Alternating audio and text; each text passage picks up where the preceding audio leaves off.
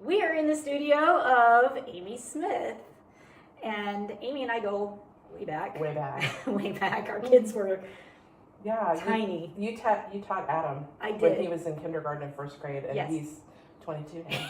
Yeah. Thanks, Amy. You just made me feel really old. No, you're still very young. But I love Amy's style of painting, and I love the pattern. I love the texture. I love the color. I love the boldness of your pieces.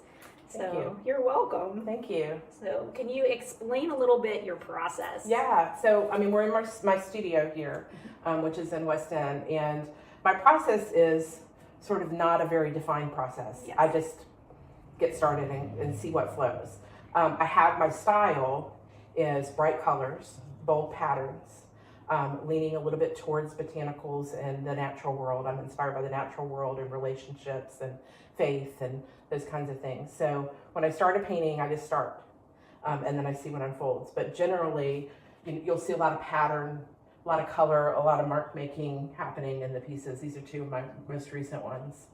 So repetitive patterns are something you'll see in my work a lot. So yeah, I just go for it.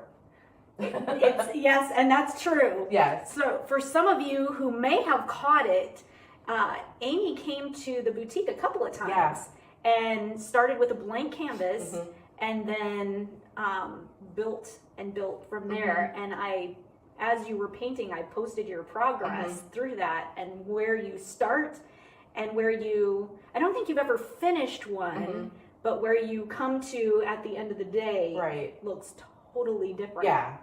It's kind of, I've come close, I think, to finishing one there, but it's kind of like, I think that art is like storytelling. So where I start, the story's going to change as I go. So I have to be comfortable with letting things go, like something that looks beautiful at the beginning. I have to be willing to let that disappear underneath the layers. Yes. And then I keep adding layers and adding layers until it comes to a place where it's just makes sense to end the story. It's not necessarily finished. I don't know that artwork is ever finished, but it comes to a pause, like the end of a sentence or end of a chapter.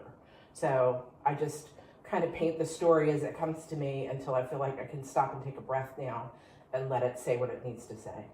So how often do you think you might be done with something and then you look at it and decide, no, I want to retweak it? Yeah, all the time. So this piece this is not finished.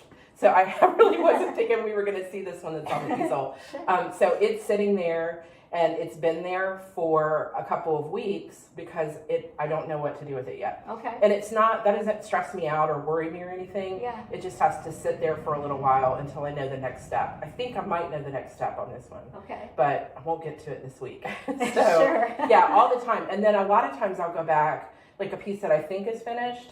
Later on, I'll look at it and say, and it could be years, I'll look at it and say, that needs something more because it says something different to me now. So I'll go back and go over top of it with something completely different and it can change entirely.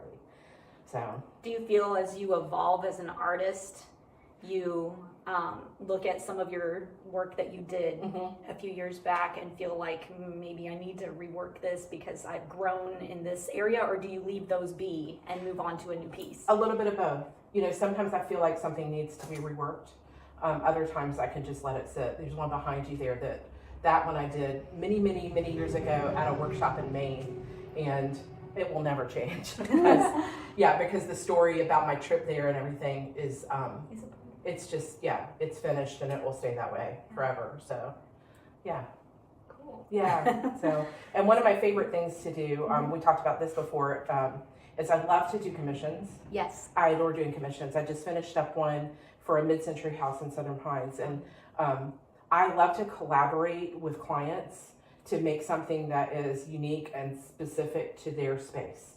So I like to come into the space. I come into the space ahead of time, take some pictures, show them some of my current work so they can say, hey, this really speaks to me and this one does. And then I do multiple samples on smaller pieces for them to look at colors and patterns and shapes and things like that in order to develop the final piece. Okay. So I love doing that. Yes. So, yeah. Good. And that's a little more defined process Mhm. than when I'm just painting Right. freely, because I'll have a little bit more definition of, what are the shapes and the colors supposed to be Right. in advance.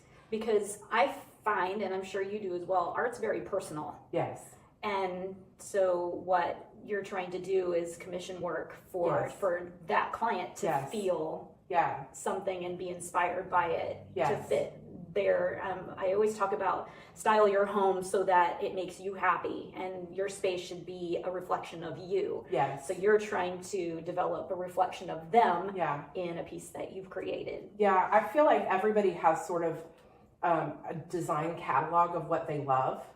And when they're looking at artwork, they may not find what speaks to them because it didn't come from them. So in doing a commission, it's like a collaboration. It doesn't just come from me, it comes from them. That's got to be my style. Right. Like of I don't course. paint puppies. Right.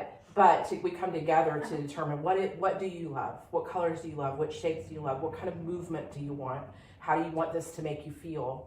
And so the ideas from it come not only from me, but from the client as well. So that's one of my favorite things to do. I love to collaborate. So Good. yeah. So not only do you do commission work, you also do jewelry. Yes. So, and you're wearing I'm wearing my some- earrings. Yes. Yes. These are big statement earrings. Yeah. So my earrings are made out of painted paper. So they're all unique and one of a kind. They're super lightweight, but also really durable. So they're a lot of fun. Yes. So we are refreshing some of your pieces in the Yes. shop. There's a couple that I left behind because now I'm thinking of others that are on the wall that I forgot about. But we're refreshing a couple of pieces, bringing in some new, and you have to see them in person. Yeah. It's not something that you can just look Yeah. at from behind us. You really need to see them in person and really see the depth of the layers and the vibrance of the colors. Yeah, I think so too. So yeah, go see them. Yes. But also I'm open by appointment here too. Somebody Yes. wants to come and see something different than what you have in the shop. You're welcome to make an appointment to come by here and see what I've got in Right. the space. Right. So you can find her work really in many places. Yes. If you've been to the doctor's office. Yeah. There was Yeah. one time I was in the doctor's office and sent you a picture and Yeah. said, "Oh, I see you." Yes, yeah. There's two different First Health clinics that have my work in every room. Yes. And then if you go to Thrive Wellness, Yes. where I go there for my massages, and they have work in there as well. Okay. So you can see Amy's work at the boutique as well as her location by appointment only. Yes, Right. yeah. So you are located. I'm at the corner of Dobbs Chapel and Murdochsville Road in West End. It's kind of the middle of nowhere, so it makes a nice trip out in the country. Yes. But you can also find my work at amysmithart.com, and you can contact me through the website if you want to come by for an appointment. And we'll pop the website up at the bottom of the screen. Yes. Beautiful. So this is one of my most recent pieces that I've been working on. I think it's finished. It may tell me something different, but this is a really good example of the current work that I'm doing. I love bold color, and I love overlapping blocks of color. This repeating of color in a piece is really important, and also the texture and the pattern. So you'll see a lot of that in my current work. It gives a lot of energy. This can be in your space and really brighten it up and just bring a lot of fun into the space. And I think it's important too to know that this style of artwork, contemporary abstract work, it doesn't all have to be in a contemporary abstract kind of home. You can put this kind of work with any type of decor. If you have a classically decorated home, something a little more traditional, this makes a really interesting statement piece in the middle of that space. It goes with everything. There's a lot, I do a lot of not just painting, there's paint in here, but there are elements of collage as well. These pieces here are collage papers that are on this space. That's called mixed media. And I just have fun.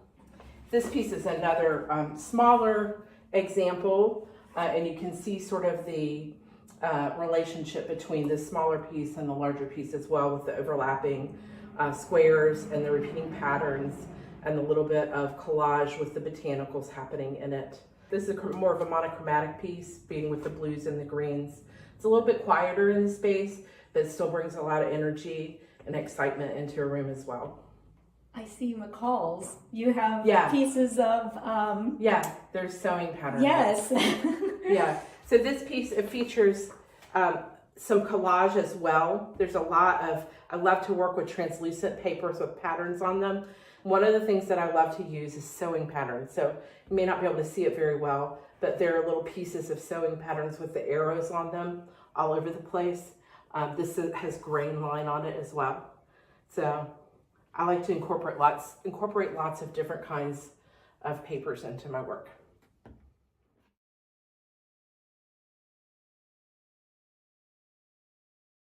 Last week's topic was all about texture. We talked about the element of texture and how to add that to your space. This week, we're going to be talking about pattern. Pattern and texture kind of go hand in hand. Their differences are pattern is more of a visual texture. We've got different shapes happening, and they don't necessarily have to be tactile. Pattern can be one-dimensional, where texture is dimensional. It's usually tactile. You can feel the difference. Let's look at this piece. This is a great cabinet, and actually this could fit either category. We're looking at that fish scale pattern on the door. It is tactile because it's raised. The fish scale is done in metal, and the rest of the cabinet's done in wood with the glass behind on the doors. Opening the doors, we've got great shelving for storage. We've got, in our display, light colored objects inside so that they stand out. We have that contrast. We talked a little bit about that when we talked about color. This cabinet is $695. It's 38 wide by 16.5 deep by 36 high. Great cabinet for displaying items in a living room, guest room. Great for a hallway cabinet. Plenty of applications that this would fit well in. And again, it gives that visual pattern of that fish scale on the face, adding a little bit of interest instead of just a plain wood surface. An easy way to add pattern to a room is with beautiful patterned fabrics. And a great way to do that is with a beautiful accent chair. We have two of these sweet little chairs, patterned fabric in a cream and blue. Very nicely done, very comfortable for their little stature. They do sit a little lower to the ground, but are great. So comfortable with the scooped back to them, nice cushioned seat, and an inexpensive way to add a little pizzazz to your space. Each of these chairs is only $179. Their size is 21.5 wide, so that's your seat width. Your height is 31 inches tall, and they're 25 inches deep. So they have good depth to them to really kind of sit back, kick back, and relax. These would make great accent chairs in a bedroom or maybe in a sunroom or a smaller space. Again, they're $179. They've got a nice little tapered black leg to them. The fabric is tightly woven, so not easy to snag or anything like that that you would get sometimes in these woven patterns. Beautiful piece, again, for only $179. An easy way to bring pattern into your space is with an area rug. We have so many options available to you. Oftentimes we paint our walls and that's a solid color. We have our larger furniture pieces, which usually are a more neutral fabric or a solid fabric. And we need to bring interest back into the space with pattern. A great way to do that is with your accent pillows like we talked about, or with an area rug. We've got multiple companies that we order rugs from. We have a new line coming in probably by the beginning of next week with great price point without compromising quality. The lines that we already carry also have price points ranging, fiber content ranging from man-made to natural. Different patterns. We've got patterns that are more bold and modern to something maybe if you're more traditional. We've got patterns that have that traditional style to them as well. Indoor rugs, outdoor rugs, round, different shapes. We have a perfect rug for your perfect space, I'm sure. And what we show here is just a scratch, just a smidge of what we actually have available to us. So if you don't see a sample on the floor, please don't be afraid to ask Trish or myself for a little help in finding the resources that can lead you to that perfect rug for your space. Texture is one of my favorite elements of design to add to a space. I love the structure it adds. I love the depth that it adds. And this paper art piece adds both. The way that it's framed, the paper is kind of framed in front of a nice linen background. That adds a depth element in itself because you can see the shadows translating from the paper to that canvas on the back. It's a nice dark piece, but it's a neutral. So this is something that could add a little drama to a space, but in kind of a subtle way. Beautiful against a nice light colored neutral background because it really stands out and pops. It's framed nicely in a dark wooden frame that actually matches the color of the paper on the inside. This piece is $195 and it is 22 inches wide by 54 inches tall. This particular piece only has hanging hardware on the back to hang it vertically. However, if you're resourceful with some tools, you can add those D hooks on the back to be able to hang it horizontally as well. I have a paper art above my bed in our bedroom, and I have that hanging horizontally just to add texture and depth to the bedroom over the headboard. This piece would be great in any space. When you're styling your space and using texture, think about using it as your accent. Accent doesn't necessarily always have to be with color. It can be with textures as well. And throughout the show, we've talked about things from the wall, down to a case good, down to a furniture piece with fabric, and now down to the floor with your rug.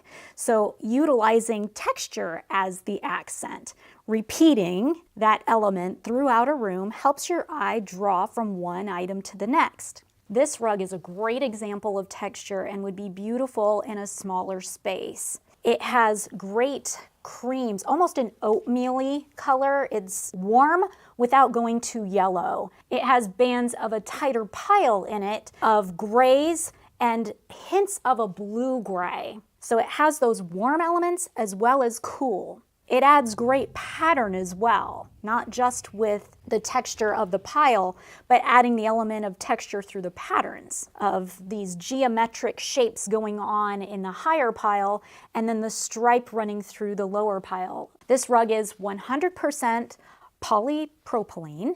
It's made in Turkey and the price is $375. Dimensions are 63 by 90. So it's a slightly off from a 5x7.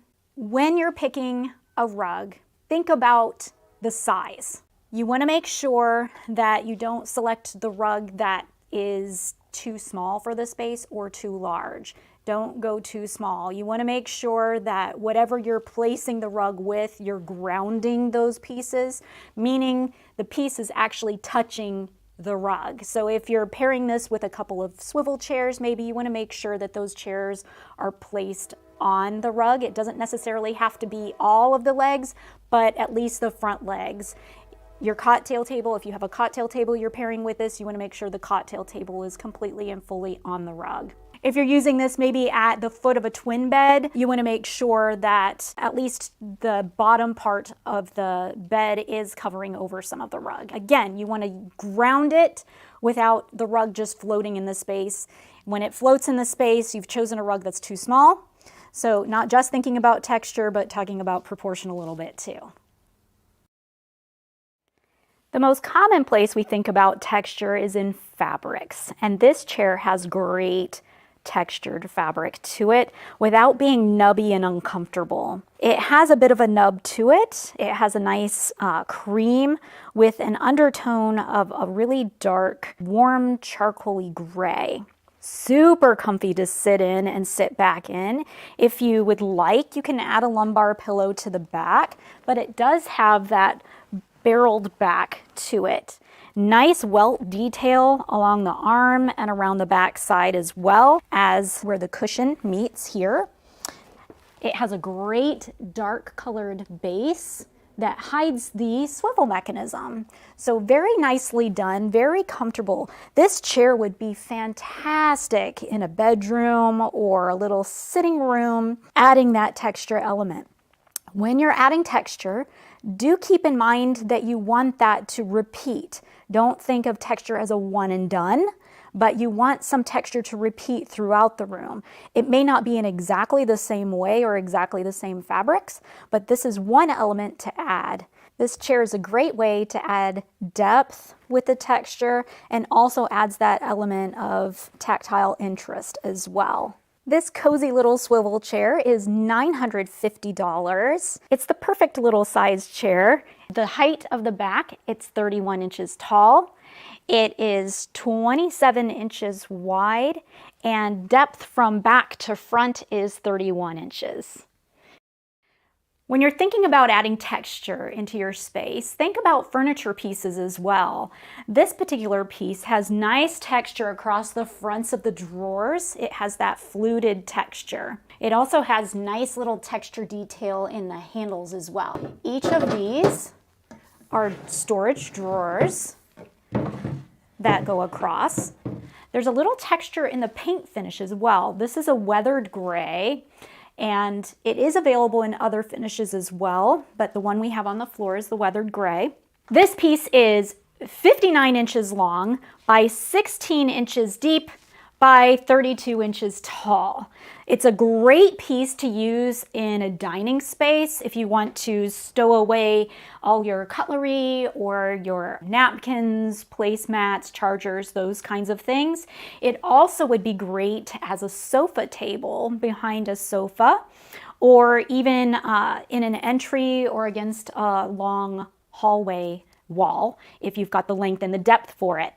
This piece is $1,796. Again, this is a custom finish. It can be done in a variety of finishes. We have those at the boutique to look at if this particular color is not your thing. But we chose the weathered gray because it's a nice neutral. It's a warm gray, so if you have warmer tones going on in your home, it does pair well with that as well. We're talking about out-of-the-box gifts. So when you're thinking about a gift for mom, instead of buying her a bouquet of flowers that'll last a nice week, if you're lucky, think about gifting her a flower that'll last a long time, many, many years. Think about something for wall art. This is a beautiful hand-painted piece. It is a reproduction piece, so it isn't a one-of-a-kind. There are others like it, but they're all, because it is hand-painted, they're all slightly different from one another. I was just telling Trish that when I saw this painting, I saw it at market and loved it. And when this came in, this one's slightly different because they are hand-painted, and the one that's at market right now is also slightly different. I love how this particular piece is neutral, where it can go with warm colors or it can go with cool colors. We've got those cool grays behind, but that warmer brushed nickel frame and the warm colors going in the center of the flower as well. The center has a bit of a shimmer to the paint, which also draws attention straight to the center. Has a bit of moodiness to it as well, with those shadows in falling in each of the petals, and then that moody background behind.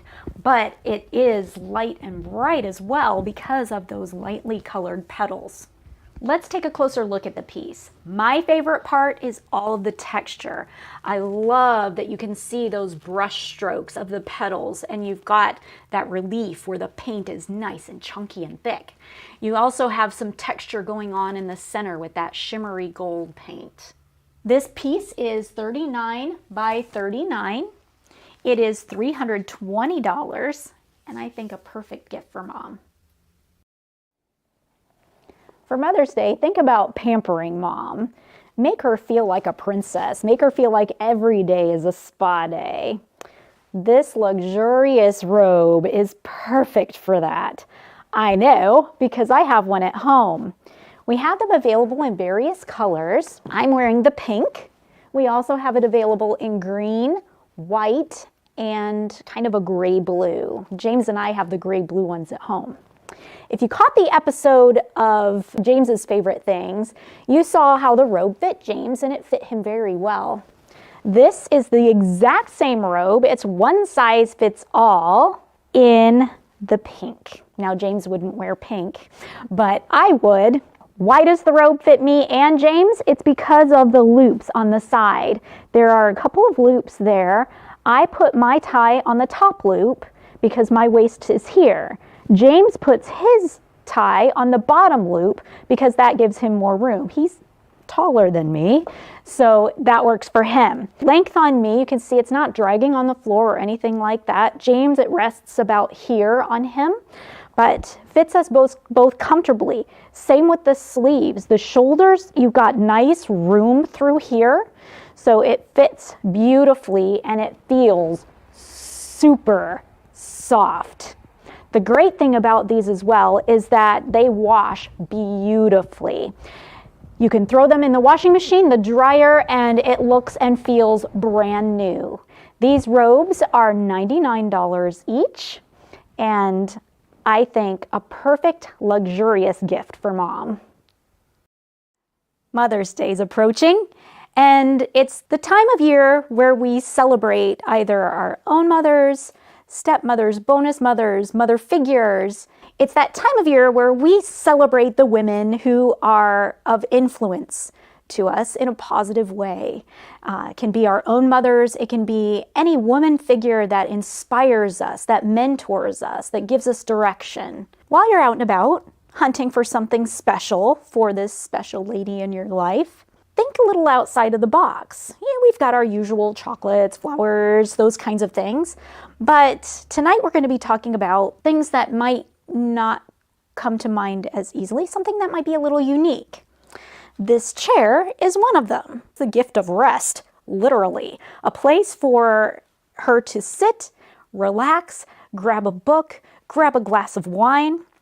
I love the wicker detail on the arms, the base, and the back. It almost has a braided effect around the whole arm and back of the chair, as well as down that arm and across the bottom. It's a nice tight weave. Some of the less expensive wicker tends to be thin reeds and tends to crack or split where any pressure is put on them. This is not. This is nicely constructed. It has a nice neutral linen looking seat cushion that can be removed or flipped if needed. It's also nice where if you wanted to change things up, you could let mom get a little creative and make a little cover for the seat cushion if she wanted to change things out and add a little more color and pizzazz. Nice little lumbar cushion if she would like. This particular chair is $285. The seat height is 17.5 inches. Overall height is 33 inches, and the width is 25 inches. And as far as depth from front to back is 27 inches. A nice place to kick back and relax. To really kick things up a notch, let's add this really cute knitted poof. It's in that same oatmeal-y color that the chair is. It's lightweight, and again, that weave is nice and tight, so it's not going to pull or snag on anything. Love that neutral color. It's $149.